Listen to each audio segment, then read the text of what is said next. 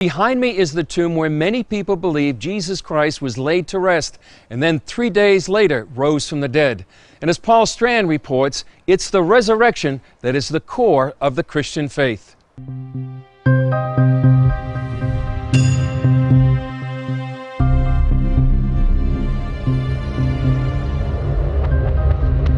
To believe the events around that first Easter, you pretty much have to believe that Jesus did indeed exist and that the New Testament can be trusted. Biblical scholar Jonathan Marrow. The fact is, we have far more sources for Jesus of Nazareth than we do for many historical figures in the first century as well. We have at least 18. 12 of those are non-Christian sources. As for the New Testament, these books are the best attested pieces of ancient literature we possess. Dallas Theological Seminary's Darrell Bock says the Bible has far more ancient pages surviving than any other book from antiquity. It's exceptional. You're talking about over 5,800 Greek manuscripts, over 8,000 Latin manuscripts. Most books that we work with in the ancient world have maybe at best a dozen manuscripts. For some, the biggest barrier to faith is believing that Jesus Christ could really have risen from the dead. But Marrow says everything hangs on that. Paul made the argument in 1 Corinthians 15, he's like, look, you can test this. If the resurrection didn't happen, Christianity is false. It's whether you believe it or not, whether you're sincere about it, if the resurrection didn't happen, Christianity is false, go to the next religion. But Christian experts say that to dismiss the resurrection, any theory you come up with to explain the historical happenings has to explain 3 historical facts. That there was an empty tomb 3 days after Jesus' body had been placed in it. He appeared to hundreds of people in numerous places for almost 7 weeks after his crucifixion. And something huge happened to turn all the cowering, cowardly disciples into bold believers, proclaiming a risen Messiah they were willing to be tortured and die for. Some suggest that the apostles all lied, a vast conspiracy theory to turn the deficit of his death into the positive of a risen Lord. But apologists like Darrell Bock here in Dallas point out that when you look at it all the way through, it's actually easier to believe in the resurrection than its alternatives.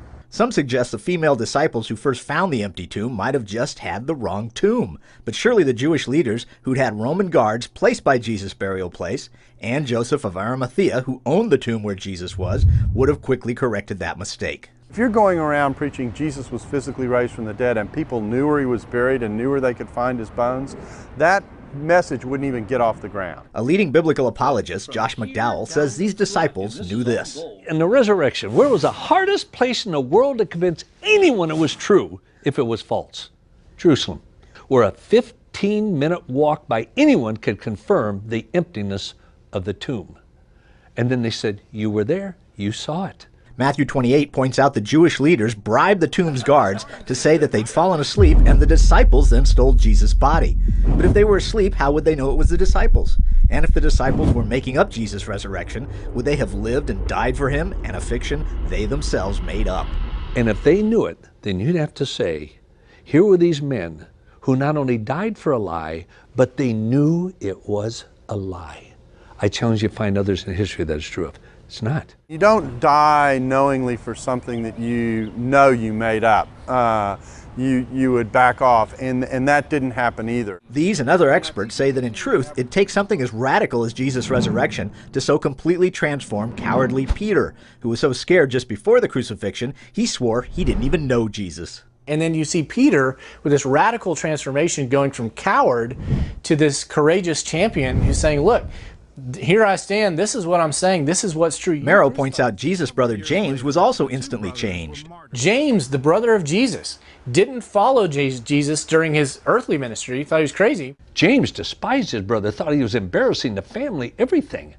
And then Jesus appeared to him in James' own word, and he became the leader of the church of Jerusalem. And then after the fact, James becomes an early leader in the church and was persecuted and eventually killed for that belief. And apologists say it could only be a resurrected Jesus showing up 2 or 3 years later that could transform the church's worst persecutor into its main missionary. Saul of Tarsus was anything but a follower of believing Jesus. He went from city to city, casting his vote to have him imprisoned and executed.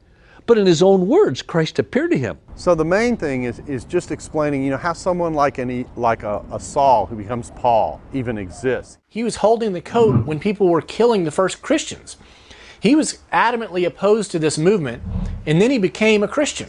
What accounts for that? The greatest murders into one of the greatest missionaries, to a Christian hater, to a Christian lover. Something happened in Paul's life that I've never found any other explanation that it even comes close to satisfying me intellectually except, and Jesus appeared to Paul after the resurrection. The first century Jews believed women were second-class citizens. So if the disciples were lying about the resurrection, they made their story all the harder to accept by putting women at the forefront. Matthew, Mark, Luke, and John, they all recount Jesus' earliest women followers finding the empty tomb. Now that's never, that in the first century where a woman's testimony would have been about the level of just above a slave, that would not be your best foot forward. You never make up a story that way. This is what's called the criterion of embarrassment in historical Jesus studies, that you never make up the story this way. So the reason the story is this way is because it must be grounded in what happened. Saying the disciples lied about Jesus' resurrection doesn't explain his appearance before 500 people.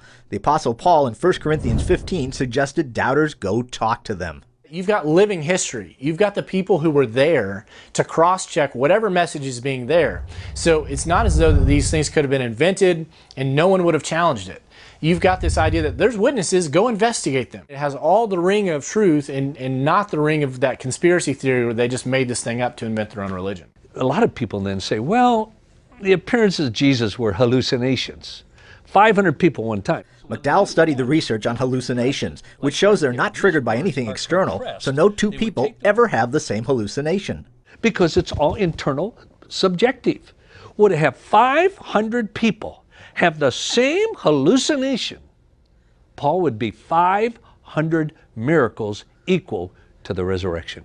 But Merrow does say to accept the resurrection, you do have to believe in God. But if it's at least possible that God exists, then miracles become possible. And when you look at the resurrection evidence, it's pretty remarkable how strong it is, and that's why it's at the core of Christianity. But it's not a blind faith kind of thing like believing in the Easter Bunny or a lucky rabbit's foot. Christians don't believe that Jesus rose from the dead because the Bible says so.